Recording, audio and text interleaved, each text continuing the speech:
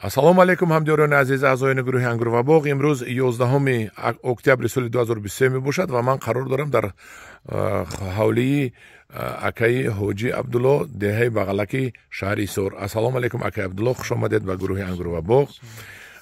имрӯз мо омадем барои сабти манамин ниҳолҳои ангурҳои шумо ки ҳамин сол шумо бисёр ниҳоли ангур сабзонидед. анамҷо пури ниҳоли ангур аст. ҳозир дар бораи ниҳолҳои ангурҳои шумо гап мезанем. шумо ин ангурҳоро чӣ хеле ки ман медонам ва зери назорати ман буд ин ҳама парвариши ангур, қаламчаашро аз ман гирифтед ва якҷоя гӯё ман маслиҳат кардам, шумо меҳнат кардед, то ин дараҷа расондед. Акай Абдулло, мо ҳозир қарор дорем дар пеши ман ҳамин ниҳолҳои ангур ки шумо аз қаламча решадор кардед. гап занед.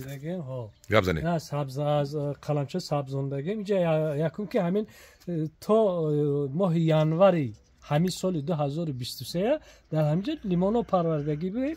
мо як қатор лимона кандем, дар ҷои ҳамон ҷӯяка кашидем, канта биогумуса рехтем, қаламчаи берешара дар ҳаминҷа ҷо кардем. давоми як солда 4 маротиба меҳнат кардем. 4 маротиба чобук кардем.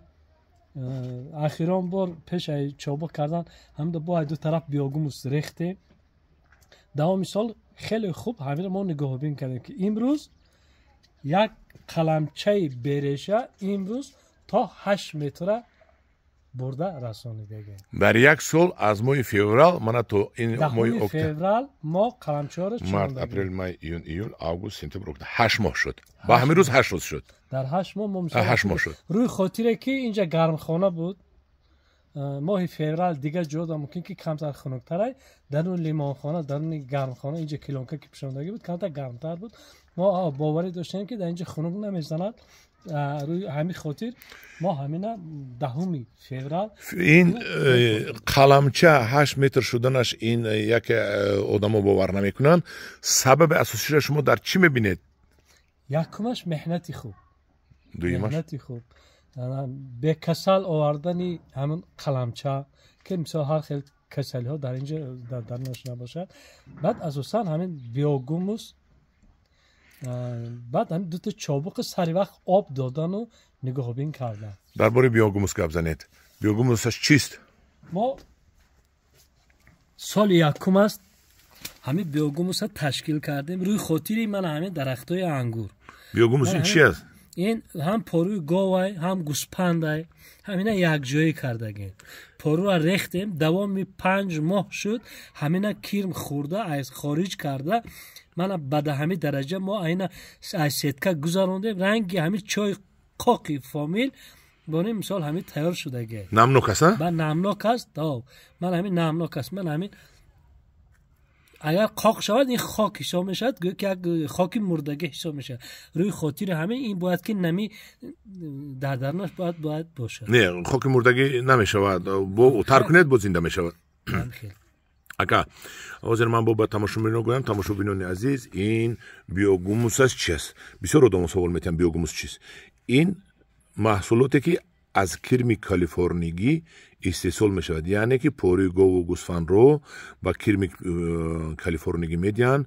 кирми лӯи хӯракборин аст ва кирм мехӯрад он поруро ва 30%-ашро дар бадани худаш истифода мебараду харҷ мекунаду сарф мекунаду 70%-ашро аз худаш бароварда анамхел биогумус карда кирм метиҳад. ва ин биогумус намедонам 24 элемент дорад. ҳамхел элементҳои химиявӣ ки табиатӣ аст дорад ва барои дарахт, барои сабзакорӣ, барои чӣ дилитон хоҳад бениҳоят муфид аст. ва инро ки шумо истифода баред, селитр дар кор нест, амафосу фосфор дар кор нест, заминатонро ин пору зинда мекунад. акун акаҷон шумо гӯед ки аз ин пору шумо барои фурӯш доред? ҳозир як асосан ина мо барои худомон кардем. дар инҷа ҳам лимонай, ҳам апелсинай, ҳам бисёр дарахтҳо ҳастанд, дигар дарахтҳо ҳастанд. мо барои ҳамин ина мо барои истифодаи худомон асосан ташкил кардастем. аз ҳамин ҳисоб ҳозир хай кам тарак ممکن 1.5-2 تن برای فروش هم براریم. در اینجا قریب 30 تن 40 تن بیوگوموس تیار کرده استیم. همین ممکن 2 تن 3 تن ای زیاد ما فروختن نمیتونیم برای که چند پولی بفروشید؟ چند پولی سودا مونده اعلام کنید؟ 2.5 سامانی 1 کیلوش. 2.5 سامانی 1 کیلوش. یک خلطه این چند کیلو میبره؟ چند پول میشه؟ یک خلطه این بعد 40 کیلو باشن ما 42 43 کیلو 2-3 کیلو زیادتر کردن. 100 سامان میشه. مثلا برای 100 سامانی یک خلطه 100 سامانی میشه. اکنون همین نوع انگورتون کدام نوع است گفته؟ همین انگور یکی از بهترین خوشروترین بهترین انگور این دوباوی روزوی است. دوباوسکی روزوی. دوباوی روزوی. من ما همین مترم چی میکنیم چند میکنیم چیکار یک نه این اکو دوباره ها این سیم حاصل روی خاطری چی که یکم دوم شما ماه ایدی قربان در آخر ماه قریبای آگوست مثال پخته رسیدگی بود. این باغبانک های همدوران عزیز من این رو خوردم پیش از اون که نوار گیرم به نهایت انگوری با مزه برآمد به نهایت با مزه است. در باغ من هست این قلمچه رو من داده بودم اکمده در باغ من هست این انگور دوباوی روزوی این حالی با یکم باندش این خوشتر میشد این کلان میشد. شما یک برداری تریل کرده من یک دو تیشه بالای دستم گیرم نشون تیم خلق دوباوسکی روزوی چی خیلی بودنش رو من هم یک چورتش رو کنم کندم نمیشد ترانسپورتابلی چارسی خشروه اینه کلونی اینه بینه دکتر کندتی دست مانده همدوران عزیز من این انگور دوباوسکی روزوی این سلکسیونرش از شهر والگاگراد دهه دوبافکا برای دوبافسکی سرگئی ادواردویچ نامش فراموش کردم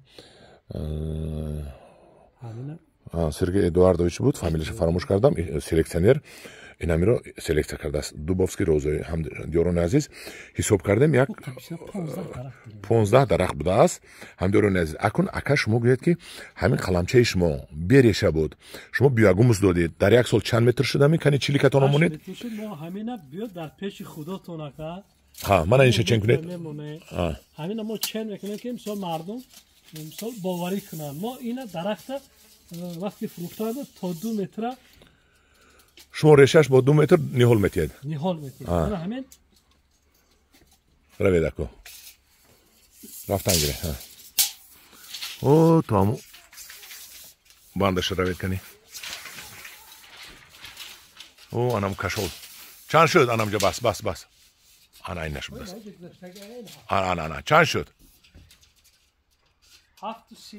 7 متر و 30 سانتی متر این قلمچه ای که همین سال بی ریشه شنوندگی بودن اکنون من چلیکم رو مونم چلیک مایدم رو مونم چینی چلیک مایده من است بولوش بغاز شده می رود من اینجاش بغاز شدگی من باید چینی چلیک است از چلیکم غاستر شدگی انگوشت بو و هم دوران عزیز بو من ایناش رو بینید عموما غاز شده رفتگی خلاصی گپ همدیران عزیز اگر شما میخواهید نهالی خوش صفت خریداری کنید حتما از اکای عبدالله خریداری کنید اکای عبدالله شما گوید که تو چند متر میفروشید تا 2 متر ما مثال بریده میتید میجازان دا میتیم چخیلی که شما توصیه داده 4 چشمک میمانن میخواهن میبرن 2 متر این با 8 تا 10 دیگه قلمچه میشن نه 4 تا میشه 4 تا دیگه میشه چون بسیار خوب رسیدگی است 4 قلمچه دیگر میتد قلمچه‌اش به پول میغلطد ها بسیار به پول میغلطد همدوران عزیز واسه با عبدالله پرسم یک سال دیگه شما چند نمود خیلی نهال های خوش صفت دارید قریب 50 نمود انگور است قریب 50 نمود قریب 50 نمود انگور خریدار بیاد اگر انتخاب میکند ها یک خیلی انگور هست که بسیار کم است مثلا 6 تا 7 تا 10 تا برای همین هر کسی که میتونه بر وقتتر اول دکبر آخر نوامبر اومده گیرد ها پیشکی بیان بینن مهارت همینه نام چشونا در کاغذ خطی می نویسن در تنش میمونیم که همین مردک مثلا همین مال مالکی ای ها پیشکی اومده خریداری کنن اگر بینن معقول کنن هم چند درختی که میگیرن همون در تنش می نویسن میگیره میمونه میگن همین مردک نرخ اینو چند پولی است نرخ اینو همه کشمشا گفتیم 200 سومونی هم پرورش کردن انگور اواتر برای 2 متر پرورش کردن خیلی محنت کردن در کره. ما مثال میبینیم این دوبوسکی روزوی دونادوروش چند پول اینا دونادورو از 50 تا 60 تومان. انگور خوبی مثال بهترین قلمچوی خوب نیهول های خوب مثال آینده و اگر که مثال زیاده 10 تا گیرن ارزانتر میکنه. میکنه. بیوگوموس مثال 2 کیلوی مثال تشکیل کرده اینا میگیریم. بیوگوموس بولش رو میتید. اینش هم رایگان میگیریم بیتیمشون. طرزی چخیل پرورش کردنی انگور مثال با شما یک جایی میفهمونم که چخیل مردم میگن که ما 4 سال شد انگور پرورش کرده ایستادیم 1 متر بالا نمیشه.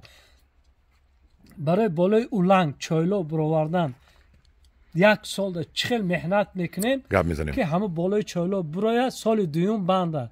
در اینترنت در بسیار جا نوشتگیه که انگور بعدی 3-4 سال به حاصل میدارد. ما حاضر یک انگور دیگه در پیش شما تماشا میکنیم که همین 10 سانتی متر انگور ریشه داشت شنوندیم 2 متر بودند برآمد ما سری وای چیکانکا کده شکستیم بعد وای حاضر همو درخت سال دوم ده سال آینده یک جای باوری دارم زیاده 15 کیلو انگور میبنده. اکه عبدالله نوارمون دراز شد ولی دیگر نوار میکنیم. حاضر در همینجا این نوار رو میمونیم و میگویم به خلق که همدیاران عزیز من این انگوری دوبوفسکی روزوی بوده است. حتما آمده از اکای عبدالله خریداری کنید. من تلفن خودم رو میمونم برای که این کاری یک جای هست ما یک جای میفروشیم. در کار شد تلفن اکای عبدالله رو هم میمونم آمده از خانه اکای عبدالله میخرید. همدیران عزیز در پناه خدا باشید با گروه انگور و باغ باشید. ما در خدمت شما هستیم. پدلیت کنید تو دیگر هم بینن و نیال های صفتا خوب اومده خریداری نمایند.